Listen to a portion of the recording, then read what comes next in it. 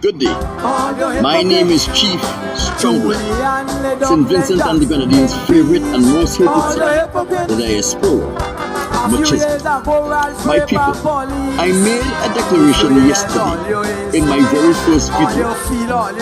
I point out the 5 leaders of St. Vincent and the Grenadines: Ebenezer Theodore Joshua, Robert Milton Cato, James Fitzallen Mitchell, Ulrich Arnhem Eustace, and Ralph Everett Gonsalves. I am here to prove to you that all of the political leaders we have, there is only 3 of those political leaders who understood what development and developing a small island economy was all about, and I'm going to bring you proof. James Mitchell, Ralph Gonsalves are the only 2 leaders that stood at the particular helm of St. Vincent and the Grenadines that did not know what they were doing. He made a bold statement. Of the 5 leaders, there were 2 of those leaders who did not understand how to build a small island economy, and they didn't understand the economics of small islands economy.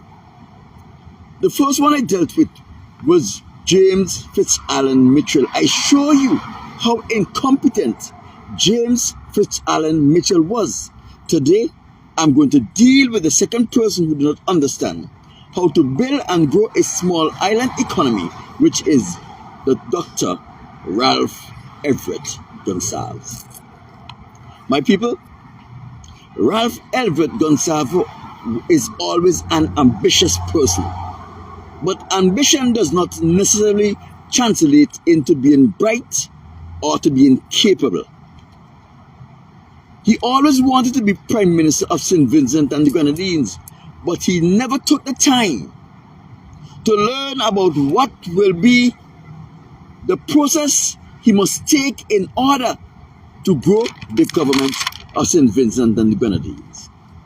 When Ralph Gonsalves became Prime Minister of St. Vincent and the Grenadines, after chasing that dream for 40 years under the United People's Movement, the UPM, and under his party, the Movement for National Unity, when he became the Prime Minister of St. Vincent and the Grenadines, he did not know what he was going to do and how he was going to get it done.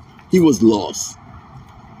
Although he had a manifesto, the manifesto was no help, because the manifesto was a carbon copy of the manifesto that was presented in St. Vincent and the Grenadines by Milton Cato, by James Mitchell, and now he just carbon copied it and presented it.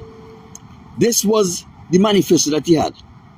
He's going to create new jobs. He made a bold statement that in the first 100 days, he was going to create 1,000 jobs. He was going to improve the agriculture industry. He was going to improve the tourism industry. He is going to improve sports and culture. He was going to improve the health sector. And he was going to bring in foreign investment. All of these were outlaid in fancy statements. But the most important thing, how was he going to do that? It was never mentioned, because he did not have a means of how he was going to do this. All he did was to copy what Milton Cato did, what James Mitchell did, and what Ebenezer Theodore Joshua did. My people, to prove that Ralph Gonsalves did not know what he was doing, his first major project was to build a cross-country road. My people, this infrastructure that he was going to put in, it had no useful purpose. He was building a cross-country road because other countries in the Caribbean has one. After $1 million and 2 years, he abandoned the cross-country road. Remember, His manifesto plan was to produce 1,000 jobs in the first 100 days. My people, what he did, he fired those people who were in the government, who he thought or perceived were members or supporters of the new Democratic Party. And he filled those vacancies with people from his party who showed him their support. My people, he abandoned this project because it was easily said than done, since he did not understand how government worked. And he pretended to be a bright boy all of his life. He refused to ask anyone because he didn't want anyone to see him asking for help. Couldn't ask for help because guess what? He have already fired those people who knows how government work and replaced them with his cronies who now had to be learning on the job. What you see happening here? For almost 20 years, Ralph Gonsalves' government have seen zero or deficit economic growth. What Ralph Gonsalves did not understand, if the economy don't grow and people don't make money, then they cannot afford to pay taxes. Whether an obligation to the government to pay taxes or not, they will not be afford to pay the taxes. Right? No taxes, no monies to do projects. My people, when the money became scarce, he went into the consolidation fund. He said, Mitchell accumulated millions of dollars and he called it a consolidated fund. Why should we have a consolidation fund, a fund for rainy days, when we have people who can use the money, we can use the money on? My people, he used up the consolidation fund. He gave bonuses to every civil and public servant. He hired people like Bones Bonady, Noel Jackson, Casper London to speak good about him and to write good articles about him, for him to appear credible, because he know within himself, as a politician, he was not credible. As a political scientist, he is not credible. As a lawyer, he was not credible. So he had to get people to help him to deceive the Vincentian community into having looking credible. These people were paid $100,000 salary per year just to sing his praises. My people, in the OECS and in Barbados, the government of the OECS has a system where if they fall short in taxes and they are able to pay salaries, they can always go. Grenada will go to St. Vincent or Dominica or St. Lucia, Barbados or Antigua, and those governments will give them the money on a loan basis where they can make, where they fell short in the receiving of taxes. The prime ministers were very honest men. They always pay back the loan to their fellow Caribbean government. Ralph Gonsalves utilized this system. He never won the payback because what? He was unable to pay back because our economy was not growing. It was dwindling every year. He started to use the National Commercial Bank because he cannot go to the other governments now to borrow money because he have forfeited his obligation in paying back the loans to the other governments. Now he was using the National Commercial Bank. At least it's a bank. It has unlimited resources. At least that is what he thinks. It was not before too long. Ralph Gonsalves caused the bank, National Commercial Bank, to go into bankruptcy. The Eastern Caribbean Central Bank bailed out National Commercial Bank of St. Vincent and the Grenadines on 2 occasions. When they went back on the 3rd occasion, they advised the government to sell the bank because it is a recurring problem where the government of St. Vincent and the Grenadines were taking loans from a national commercial bank which was not designed to lend government money, but it was designed for the citizenry. So they asked the government to sell the bank. Then he also bankrupt the St. Vincent loan. Remember, my people, Ralph Gonsalves was instrumental in busting two viable financial institutions in less than 15 years. And this is just a fact. It has never been done in the history of government. No other prime minister, no matter how incompetent they are, will ever be able to repeat this feat. My people, it could be free because we still don't know what is the status of the St. Vincent and the Grenadines National Insurance Scheme. My people, in Ralph Gonsalves' third term, he became the putty and paint social media government. What he did, all of the government building, he made some modification to the structure. He painted up the structures. He took pictures of these structures and he plastered them all over social media. So now people were seeing these well painted up structures, did not understand what was happening, and they were accrediting these structures that they were seeing as St. Vincent and the Grenadines were developing. They didn't understand that this is not development. My people, the economy was still failing. What he did, he pulled out the James Mitchell playbook. Everything that James Mitchell did, he ventured to do it. He ventured to do it bigger than what James Mitchell did. For example, James Mitchell built a cruise ship berth and the Camden Park container port. Ralph Gonsalves is going to do the port modernization project, which will outshine what James Mitchell did. James Mitchell built an airport in Beckway. Ralph Gonsalves go out of his way to build a bigger airport at Argyle. My people, James Mitchell called every project he built a new project. The new Kingston Fish Market, new Little Tokyo. Ralph Gonsalves called everything that he do the modern, the modernized wharf, the modernized everything.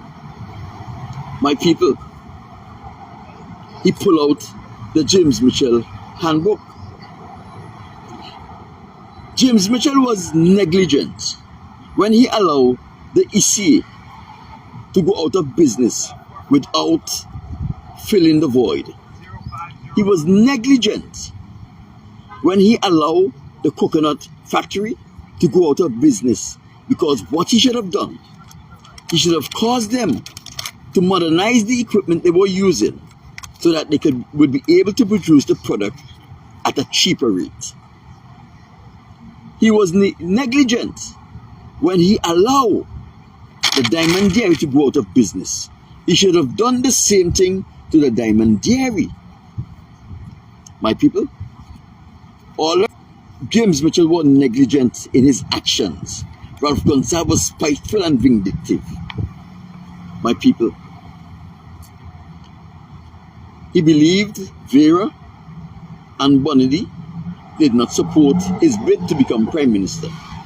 He went all out to try to put these tax-paying businesses and their tax-paying employees out of business. Bigger Biggs decided he wanted to get into politics. Ralph Gonsalves thinks he was going beyond which he thinks Bigger Biggs should ever reach. He used the resources of government to shut down Bigger Biggs' multi-million dollars black-making plants. What he did, he take away the taxes, needed taxes that bigger company was paying, the taxes that bigger employees was paying.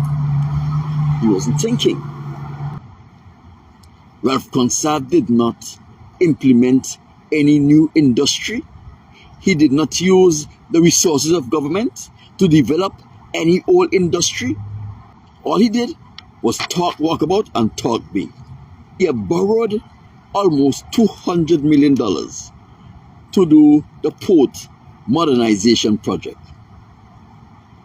My people, the port modernization project is not needed because there is no commerce in St. Vincent and the Grenadines that will be able to drive this $200 million project. So in other words, what he's doing, E.T. Joshua developed the Deepwater Harbor to facilitate the export of bananas, which in turn developed our country and our people benefited. Ralph Gonsalves is going to invest $200 million in a Kingston port modernization project to facilitate import. My people, all import do. It caused the country to be depleted of its needed foreign exchange, and it depletes the circulating capital. No government ever do infrastructure to facilitate imports, because it is every government's desire and wish to slow down import and to increase export, not Ralph Gonsalves' government. My people, Ralph Gonsalves built an airport, a large airport at Argyle. He called it the Argyle International Airport. My people, there was no commerce to drive that infrastructural development. So we see the Argyle Airport is laying there dormant. It has about 4 flights a week. 4 or so flights a week. None of the business enterprises that are being operated at the Argyle International Airport is profitable. 4 flights a week cannot pay for the operation of the Argyle International Airport. That means the government have to be subsidizing the operation of the airport. In the same way, as soon as the Kingston Port Modernization Project is finished, the government will have to subsidize the operation of the Kingston Port Modernization Project, because there will not be enough business for that project to pay for itself. Like James Mitchell, who went into the private sector investment, Ralph Gonsalves is now going into the hotel industry. He get a franchise of different hotels. He had the permission to carry the name of these franchise on hotel, which is with the government of St. Vincent and the Grenadines is going to operate. My people, there is no tourist movement in St. Vincent to facilitate the establishment of these hotels. Like the airport, you say, if you build it, they will come. My projection for the future, for the next 5 years, in the next 5 years, St. Vincent is going to have these infrastructures that are rendered redundant by virtue of poor planning. We're going to have the Utley Hall Marina still there, a waste of money. We are going to have the Beckwith Airport that is still there, where the government have to subsidize the operation of the airport because you can't close it down and leave it just so. We're going to have the cruise ship boat, where the government have to subsidize the operation of the cruise ship boat because you can't close it down and leave it like that. The container port, same thing. The Argyle International Airport will have to be continually be subsidized. The government will have to continue to subsidize the Argyle International Airport, the modernized Kingston Harbour will have to be subsidized, and the government hotels. All of these are going to be projects that are going to put added strain on the government, because these projects were done because it will be nice to have one, not because they were needed, not because they were an industry that these projects would have facilitated the growth in, but because it will be nice to have one. My people, I thought James Mitchell was bad, and James Mitchell was bad. But Ralph Gonsalves is even worse than James Mitchell. You understand? He do not understand how government work, but he wanted to be government, and he don't want to leave government. He don't want to give another person an opportunity to succeed where he failed. The only two government leaders in St. Vincent and the Grenadines that did not know what they were doing was the two Caucasians, James Mitchell and Ralph Gonsalves. My name is Chief Strongblood, St. Vincent and the Grenadines' favorite and most favorite song, the Diaspora. If you agree with me, leave a comment. If you don't agree with me, leave a comment and tell me why you agree or why you disagree. I'll talk to you. Tax money in a family Vatican.